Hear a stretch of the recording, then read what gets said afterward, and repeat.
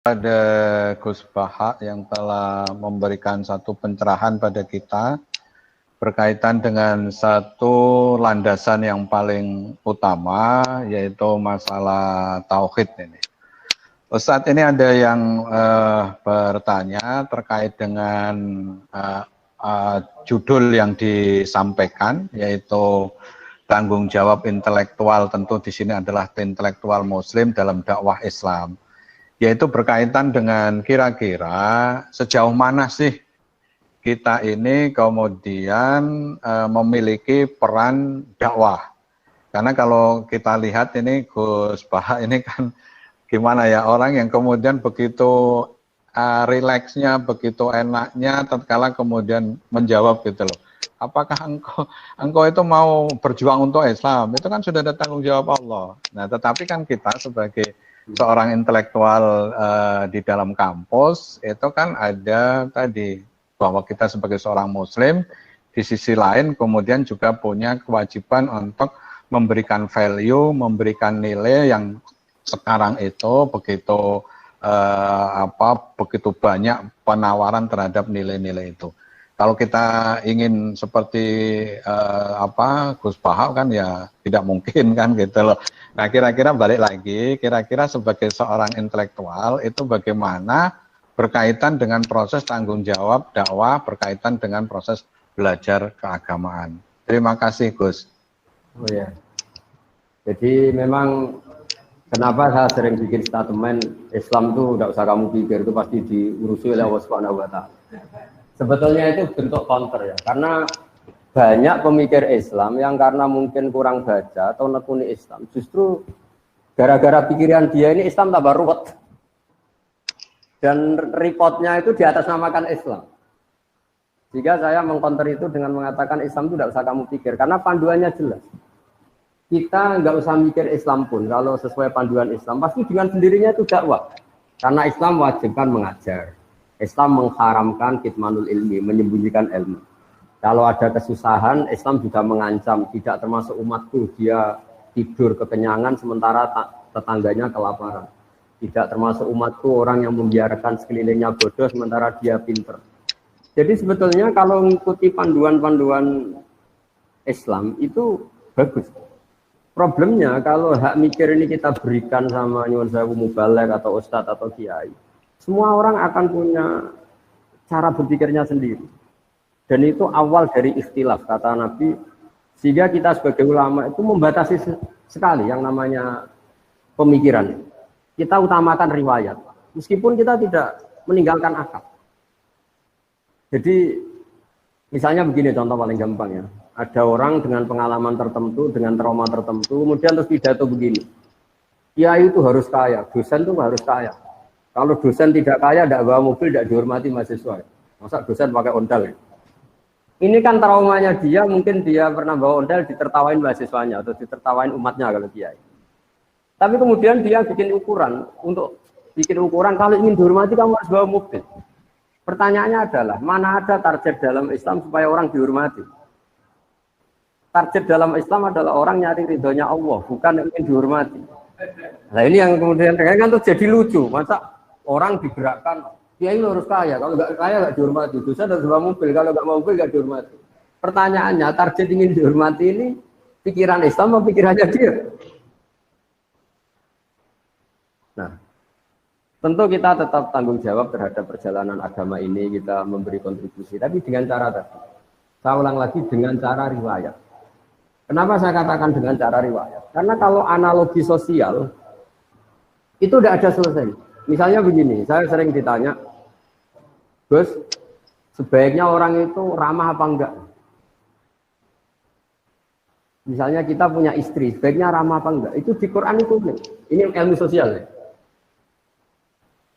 Wahai para istri Nabi itu cantik-cantik. Kalau kamu ketemu lelaki lain, itu falah takdokna bil qauli. Justru kamu nggak boleh terlalu ramah. Karena kalau terlalu lama, falah takdokna bil qauli, fayatma allazi fi qalbihi marad. Ada perempuan cantik yang ketemu bapak-bapak ramah, senyum. Mungkin pikiran lelaki ini bukan dinilai ramah. Wah, berarti ini mau sama saya, kan jadi repot. Sehingga kalau ilmu sosial semuanya mungkin. ramah yang sesuatu yang baik, tapi orang yang hatinya sakit, ada penyakitnya, kata Allah, fayat ma'alladzi fi qalbihi marad. Kita sopan sama orang sopan terkenal dermawan.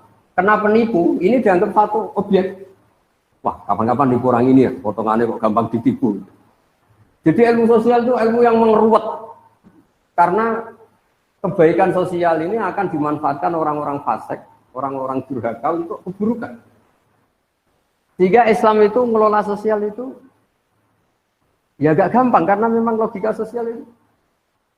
Makanya pertama Imam Syafi'i ngaji Imam Malik itu gejolokannya gini, dan saya mengenang betul gejolokan itu. Ya Syafi'i, wahai Syafi'i, kamu punya 2 pembantu. Terus 2 pembantu ini yang satu kamu cerdas, yang satu ini cerdas, kamu perintahkan ikhla hadis safra. Batu besar itu coba kamu tarik, kamu bongkar. Fa'inna tahtaha daban, karena di bawah itu ada emas. Terus yang satu enggak tanya, langsung dibongkar. Ketika yang satu langsung bongkar, ditanya, kenapa kamu enggak tanya maksud saya apa? Terus kata pembantu tadi, saya hanya ingin nurut sama jenengan. Jadi enggak penting di bawah ada emas apa enggak. Kalau yang nyuruh jenengan tetap saya bongkar. Yang satu enggak. Kalau ada apanya, Bos? Ada emasnya. Ya sudah saya bongkar. Kalau enggak ada emasnya ngapain? Kamu seneng mana? Kata Imam Syafi'i ya seneng yang loyal tanpa mikir. Kadang kita beragama itu butuhnya itu sami'na wa ata'na. Ya saya ulang lagi, karena sekali semua agama ini dipikir, itu nanti ya repot. Ya tadi misalnya gini, ini yang tren ya di zaman akhir. Kita misalnya mengkaji sholat. Mengkaji sholat itu ada yang fungsinya rukuk begini, fungsinya sujud begini, ini peregangan, ini pernafasan. Lama-lama sholat ini kayak senam yoga. Lama-lama ada yang tanya, banyak yang sholat kok penyakitan, ya enggak sholat kok enggak gitu. Jadi kita sebagai ulama itu mikirnya gini, enggak mungkin Allah bikin gerakan tertentu tidak ada hikmahnya. Tapi jangan sampai hikmah ini kemudian yang menjadi alasan hukum itu. Karena kalau hikmahnya rukuk misalnya peregangan, suatu saat ada gerakan tubuh yang lebih efektif untuk peregangan, lama-lama orang meninggalkan rukuk. Nah, Bapak MC, ulama itu berpikir gitu, jadi berpikir ini nuruti akal apa nuruti logika. Kalau nuruti logika tadi takutnya, misalnya puasa itu supaya sehat. Terus ada orang yang bilang, tapi saya kalau puasa malah sakit. Jadi, nah makanya dalam sisi ilmu sosial ya logika sosial itu khazanah kita. Saya mungkin termasuk kiai muda yang punya banyak khazanah tentang dialek sosial yang diajukan Allah Subhanahu wa taala kepada para kekasihnya. Karena tebaannya itu banyak. Jadi misalnya tadi ada seorang rektor atau kiai top atau bos itu selalu mikir sama anak buah. Kemungkinannya ini menenabuhkan anak buah karena dipikir majikan tanpa mendelegasikan. Jadi kalau kita terlalu manja sama anak, mikir anak, nanti anaknya enak dia mau mikir bapak. Jadi kalau nggak mikir, anak merasa nggak disayang. Ini gimana bapak kalau nggak mikir anaknya? Nah, jadi artinya gini. Kenapa saya sering bikin statement agama itu rasa berpikir supaya Allah. Maksud saya, takut saya pikiran ini menjadi pijakan hukum. Padahal sementara pikiran ini bikinan kita. Bukan ada riwayat bersandar dari Rasulullah Shallallahu Alaihi Wasallam. Kayak tadi misalnya kita ngomong, kalau kiai tidak bawa mobil nggak dihormati, kalau dosen nggak mobil nggak dihormati. Pertanyaannya, mana ada target dalam Islam ingin dihormati? Jadi itu sebetulnya tentang itu, bukan. Tadi kita tetap bertanggung jawab terhadap perjalanan Islam ini, termasuk hikmah-hikmah tadi. Kenapa ada kebenaran absolut yang kita jaga, yang seperti tadi yang saya katakan, tapi juga ada kebenaran sosial yang juga harus kita jaga. Jika ada hadis mangqala la ilaha illallah dakhalal jannah wa in zana wa in saraqa, tapi juga ada hadis la yazni zani fi nazni wa huwa mu'min. Karena ini untuk menjaga keseimbangan antara kebenaran absolut dengan kebenaran sosial. Ya saya kira giliran. Terima kasih Gus Bahak ya. Ada pertanyaan lain ini konteksnya adalah ada yang mengatakan tentang ilmu yang wajib ain aja wajib kifayah. Nah, ada yang mengatakan bahwa yang wajib ain itu adalah ilmu agama. Nah, wajib kifayahnya itu adalah ilmu-ilmu yang lain. Tetapi ada yang membantah. Kebetulan kami ini base camp-nya ada di Fakultas Teknik. Bukankah orang tua itu mengirim belajar ke Fakultas Teknik atau sebaliknya? Kami dari Fakultas Psikologi bahwa wajibnya itu psikologi. Nah, pemahaman tentang ilmu yang wajib ain, wajib kifayah berkaitan dengan tadi tanggung jawab. Kalau itu intelektual muslim atau mungkin sebagai mahasiswa muslim, itu esensinya seperti apa, Gus? Terima kasih. Saya kira demikian. Jadi kita yang nekuni Al-Quran ya, saya akan nekuni tafsir ya. Sebetulnya dikotomi itu memang nggak pernah ada ya. Misalnya kita yang nekuni ilmu astronomi ya, atau falak ya. Kan lalu misalnya ilmu astronomi dianggap itu ilmu umum. Ilmu geologi juga dianggap ilmu umum. Padahal kita yang nekuni tafsir itu ya biasa bicarakan misalnya waladzi ja'ala syamsa diya awal qamara nuran wa qaddarahu manazila li ta'lamu 'adada sinin awal hisab. Bahwa Allah yang menciptakan sedemikian rupa bahwa al-qamar rembulan punya sekian manazil, yang dengan manazil itu li ta'lamu 'adada sinin awal hisab. Kamu tahu hitungan waktu. Artinya kalau yang dikatakan Quran pasti itu namanya ilmu agama dong. Tapi disiplin ini kemudian dikatakan ilmu umum. Misalnya menyangkut biologi. Dari awal Allah mengatakan wa fil ardi qita'um mutajawirat, bahwa konstruksi bumi ini lempengan-lempengan, karena kita itu zamannya qit'ah. Bumi ini lempengan-lempengan yang saling berdampingan. Jadi dari awal kalau dalam bahasa Arab bumi diciptakan Allah tidak basitoh, tidak satu elemen. Tapi qita'um mutajawirat, satu lempengan-lempengan yang dipasang. Makanya potensi gempanya tinggi. Nah, kemudian setelah ilmu agama itu identik dengan caranya sholat, caranya haji, dan ilmu umum itu yang menekuni alam. Kemudian mulai itu ada dikotomi bahwa ilmu umum itu tidak agama, agama tidak ilmu umum. Sebenarnya kita yang nekuni tafsir, nekuni Quran itu nggak ada. Ya tapi ini ya sudah memang. Sosial juga sama. Misalnya negara mewajibkan memikir rakyatnya. Misalnya. Di kita, kaidah fikih kita juga tasarruful imam ala ra'iyah manutun bil maslahah, bahwa hubungannya imam presiden dengan rakyat adalah hubungan kemaslahatan. Dan kita juga punya aturan-aturan kalau presiden atau waliul amri memerintahkan sesuatu yang tidak maksiat, kita wajib loyal.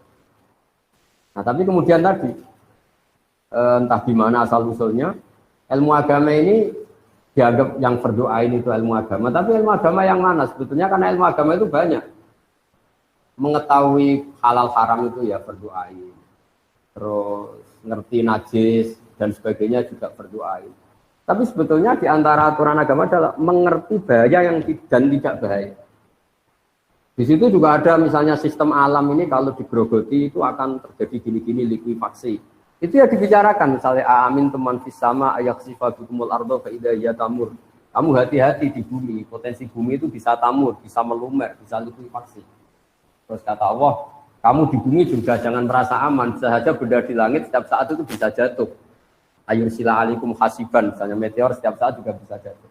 Nah, Quran itu membicarakan semuanya, mulai ilmu agama, tapi lama-lama ini dikatakan ilmu umum. Nah, kenapa ulama tidak berontak? Ini saya beri bocorannya. Karena ilmu umum ini, ilmu-ilmu yang dikatakan umum ini, misalnya di teknik atau di biologi atau di astronomi, ini ilmuwan-ilmuwan itu mengalami perkembangan. Kalau sampai ini di atas namakan agama, kemudian ternyata teorinya itu direvisi, ini agama yang disalahkan. Jika daripada gitu ya biarin saja dikatakan ilmu umum, supaya nanti kalau ada penelitian ini, salah benarnya bukan dikaitkan dengan agama, tapi dengan penelitinya. Tapi jangan pernah kamu katakan bahwa agama tidak mengatur ilmu astronomi. Buktinya, kiai-kiai itu tahu falak sampai 10 tahun ke depan tuh bisa digarap gerhana itu tanggal berapa, jam berapa, lama gerhana berapa. Itu di kalender-kalender pesantren itu detail dan semuanya benar. Itu kan ilmu umum. Tapi kenapa tidak kita katakan itu ilmunya Islam? Takutnya kita ini manusia. Pas garap salah dikatakan Islam, ternyata malam Senin tidak gerhana, gerhananya malam Selasa. Nanti Islamnya yang salah. Itu bocorannya. Ini kalau nggak sama UGM tidak tak kasih bocorannya. Jadi sebetulnya beberapa ilmu ini milik Islam juga, tapi ketika diklaim milik mereka ya sudahlah. Jadi kalau ada kesalahan agamanya yang nggak kena itu. Karena apapun benarnya Islam dibawa oleh manusia. Kalau zaman Nabi pasti benar, maksudnya kita nggak Nabi. Sehingga semenjak itu ulama mengatakan jangan pernah membenarkan satu teori atau menyalahkan atas nama Islam. Takutnya yang salah itu kamu, tapi kamu atas namakan Islam. Ya, saya kira demikian. Oke, ada pertanyaan terakhir ini, Ustadz, karena nampaknya Gus Bahak juga harus ada kegiatan yang lain.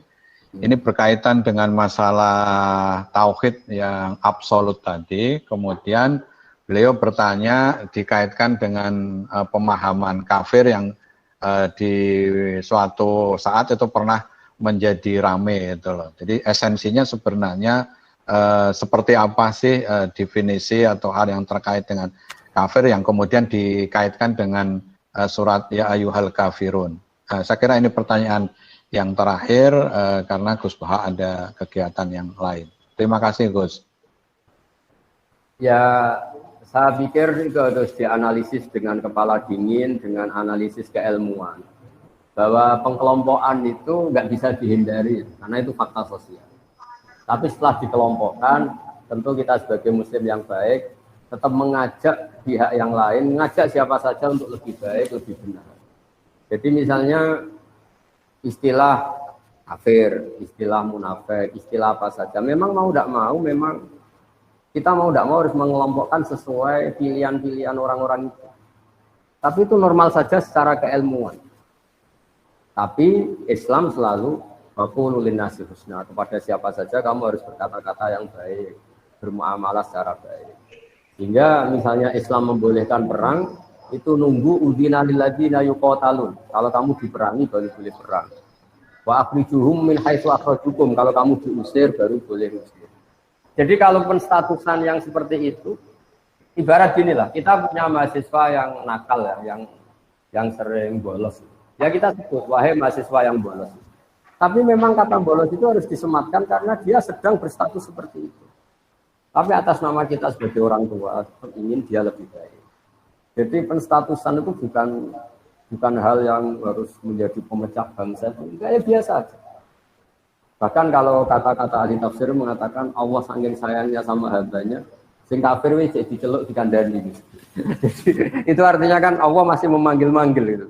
Jadi sing kafir dipanggil-panggil untuk kembali, saking baiknya Allah.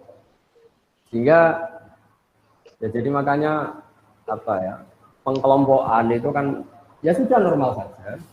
Artinya memang pilihan mereka beda ya, penamaannya juga beda, statusnya beda.